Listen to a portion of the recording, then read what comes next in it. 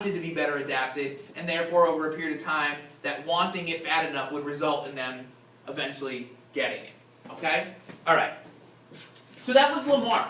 And like I said to you, Lamarck, the reason he's important is because he was the first one to go out there and say, here's a potential mechanism for evolution. He wasn't the father of evolution. He wasn't the one who proposed the idea of evolution. Evolution had been around. Geologists were the first one to really throw the idea of evolution out there, change over time.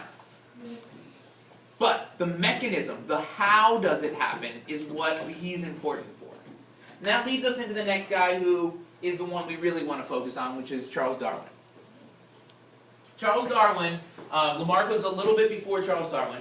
Charles Darwin is the guy that we really talk about when we talk about evolution. He's the one who specifically is the one who came up with the mechanism, or a feasible mechanism that we still use today. What is that mechanism called? Natural selection. Natural selection, okay? And we'll talk about the components of natural selection. But what you have to understand is that Darwin, his personal life is as important as his actual scientific life in terms of developing his concepts and ideas. Charles Darwin was the son of a physician, okay, and actually was a huge disappointment to his father. Okay, actually a number of years ago, the Museum of Natural History had done an entire exhibit on Darwin, which was really well done, and they ended up traveling around. It was at the Franklin Institute. It was at a number of different places all around the world. And it was really well done. And it was very interesting because not only did it focus on his scientific career, but also on his personal, and it kind of correlated the two of them and how they coincided as he developed these concepts and ideas. But basically, starting out, he was a huge disappointment to his father. His grandfather, Erasmus Darwin, was his grandfather's name, was also a proponent of the concept of evolution. Like, he believed in evolution, also a physician, believed in evolution, and talked in terms of evolution a lot, in terms of change over time. His father, on the other hand, steered clear of that altogether, just said, I'm a physician, I'm a respectable member of society, all that kind of stuff. I'm not going to talk about evolution because that puts me into, a scary place there as far as, political views and social views and all that other kind of stuff. So he kind of stayed away from it. But then Darwin came along, not great in school, didn't do well in school, things like that, really liked to, he liked his own things. He did his own thing. So he was supposed to, he eventually ended up going to like Cambridge and a couple other places because of his family name. And then he got this opportunity to go on as a naturalist on the Beagle, the HMS Beagle, which was basically a trip around the world. And the trip ended up taking 5 years. Now originally when he was approached about going on this trip, his father had originally said no. His father said, no, you cannot go. You have to go do studies, and all that other kind of stuff. And eventually he ended up stepping in. His grandfather stepped in and said, listen, you have to let him go. Let him go explore this. When he comes back, all those things will still be here. He can do them when he gets back, type thing. So he did go. There's a lot of other political and social issues that are going on as well, and I could go on. I literally could probably spend an entire semester talking about Darwin and his political and social and things like that life. But I won't do that. I won't bore you with that.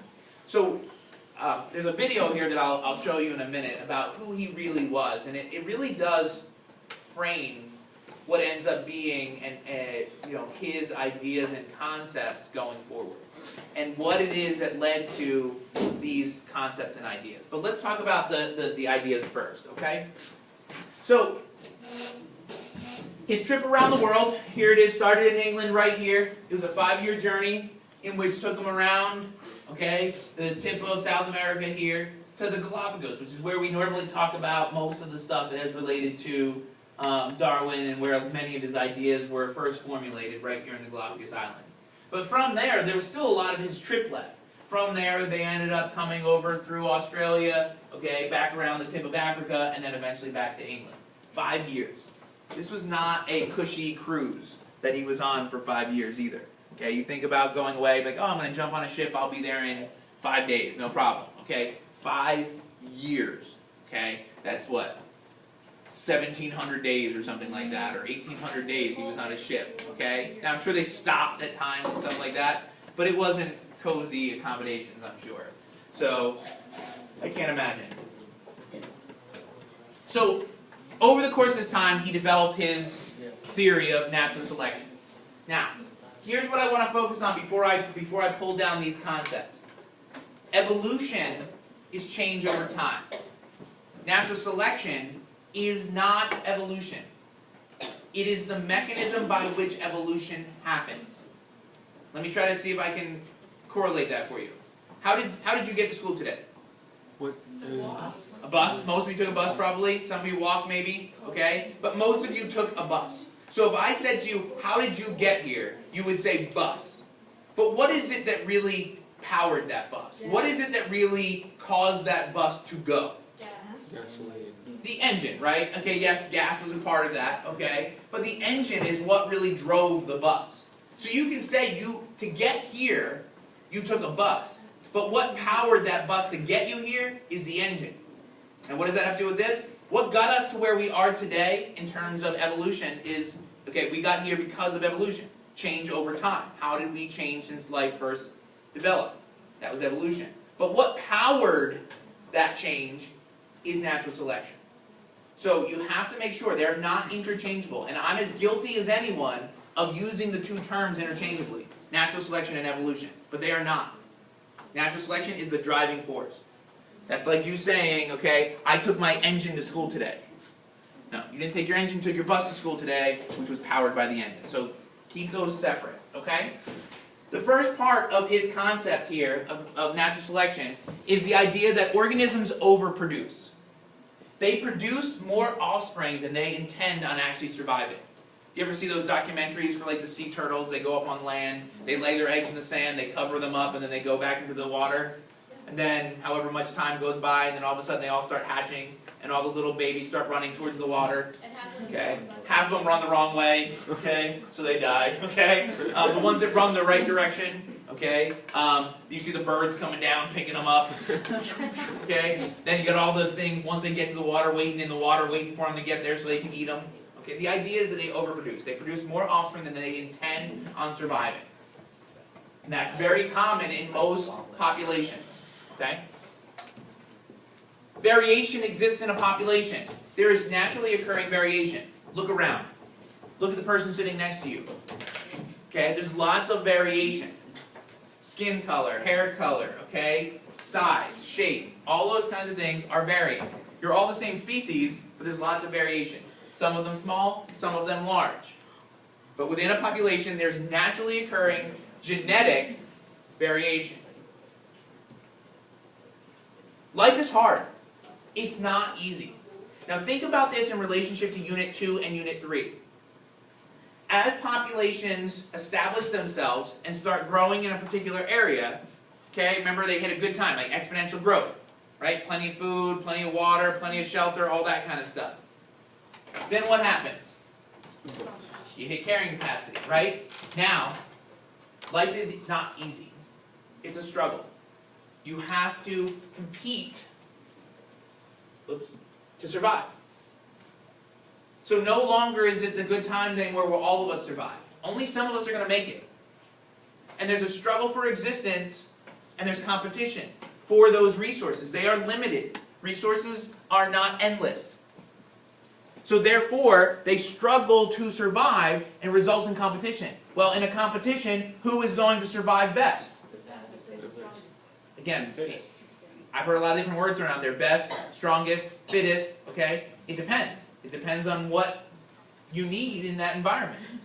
Okay, so fittest is a good word. And we've heard that referred to. We've heard natural selection, the concept of natural selection, we've heard it referred to, okay, as survival of the fittest. So that's a good reference. So natural selection is organisms that are better suited for their environment will live longer, reproduce more, and therefore their beneficial traits will appear more in future generations. Survival of the fittest. Not strongest, not fastest. In some environments, fastest might be best. Some environments, strongest might be best. Some environments, smartest might be best. So fittest kind of covers all of those. It depends on the environment. Survival of the fittest. Okay? Now from here, this is an example. In a population, you have many organisms. Overproduction. There's natural occurring variation. In this case, the variations, there's two of them. One are these narrow pointed shells in snails, and then there's these round, blunt ones. Okay, so there's two of them. Struggle for existence. This right here, this crab, is what we call a selection pressure. This is the predator, they're the prey. Now it turns out that it's much easier for the crab to grab onto and hold onto the narrow pointed snails, than it is for the round blunt one. So if he has his choice, and if he can get to all of them, he's going to have a much easier time grabbing onto the narrow pointed ones. Now what that means is more of these rounded ones are going to survive and reproduce. And when they survive and reproduce, there's a good chance that their offspring will also be round, okay, and blunt shaped shells. And therefore in future generations, you're going to see less and less of these narrow pointed ones and more of these round. So as many variations as there are in a population, and you look around and you see those differences, now take those and look at your family. Aren't there a lot of similarities amongst your family? There probably are. Okay, whether it be nose, eyes, ears, hair. Okay, there's a lot of similarities. So as many differences as there are around you, there are many similarities amongst your family because of your genetics. And that just because, now it's not always that way. Sometimes you can have a father and a mother look very different than their offspring. But there's a good chance that if there's a variation, it's much more likely to be inherited by their offspring than by someone else. What? Wait, and then as like the snails change, aren't the crabs going to have to adapt to be able to use them? You have to be careful about the concept of the word adapt, okay? Adaptation doesn't occur because of something. So you have to be careful about this. And this is where misconceptions, and this is why your entire problem is focused around misconceptions about evolution, okay? The variation has to exist in the population. It's not like now the crab is going to go out and develop the ability to do this. If there are certain crabs that already in the population have a claw that's a slightly different shape that now benefits this versus this, or makes it a little bit better to grab onto the round ones than the narrow pointed ones, then they're going to live longer, they're going to eat more, and they're going to have more offspring, and their offspring are going to be more likely to have that variation. But you have to separate those two. Because in everyday conversation, we use words like adapt. And we use it like, oh, well, I have to adapt to Mr. Corvo's way of teaching. Okay? And you change in order to fit that. But that's very different than organisms adapting to their environment. An organism isn't going to go out and just start growing more hair because it's cold. It doesn't work that way. But the organisms within that population that have more hair, that's going to be now beneficial. You see what I'm saying? You can't just like grow more hair because you need it. It's the individuals who have more hair, they live longer, reproduce more, and in the next generation there's more likely to have individuals with that thicker hair. Make sense? Okay. And that's what we see, and that's what we talk about in relationship to selection pressures, is how strong is the selection pressure, and what is that selection pressure, and what things are beneficial. Okay, so again, it's all relative. So think about that. All right. So I have some videos that go along with some of these, but I want to kind of talk about what some of the concepts are. Evolution, just a theory. Here's a term that's thrown out, and I think we talked about this at the beginning of the year, the concept, the difference between a hypothesis and a theory, okay, and a law. In science, we don't get much better than a theory, for the most part, unless you're talking about physical science. Now, it's a law based on these parameters, okay? But in terms of biology, the video that goes along with this talks about gravity, for example, as a theory. Okay? So, is anybody going to debate gravity right now? Okay? If you start debating gravity, it's like, it's to you and I, it is. It is what it is. The same thing actually is true of evolution. Evolution is a theory. But you can't use the words just and theory in the same sentence. Okay? And again, a video goes along with this as well. Controversial. When I first started teaching, I remember walking in here, my what do you call it? Supervisor. Not my supervisor, but the teacher who kind of was my mentor. Mentor, that's the word I was looking for. My mentor teacher said to me, like, oh, when you start teaching evolution, be careful.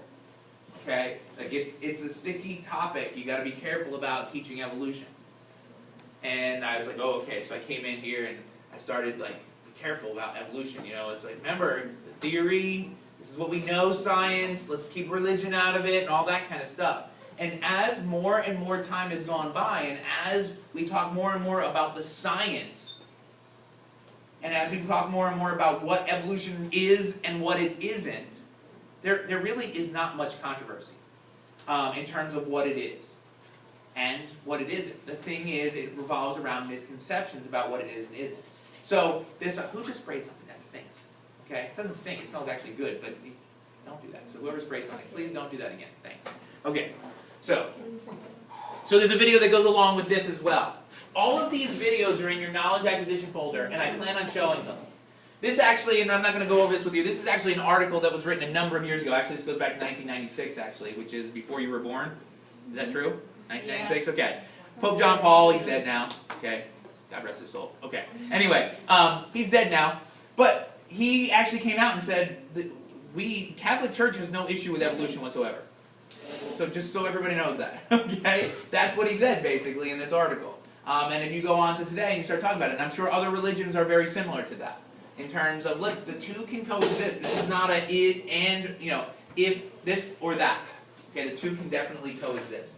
And then this one is actually the most important, which is the who cares. And this is actually the most important thing for you guys in everything we do in here. Who cares? Okay? And you have to identify, and we're trying, you're not always taking it, we're trying to tell you who cares. Why is this important? Who cares about evolution? You walk out of this classroom and you never take another biology class ever again. Okay? Or you walk out of this classroom and you have no intention of being in science at all. So why does this matter to me as an everyday member or a productive member of society? Why does this matter?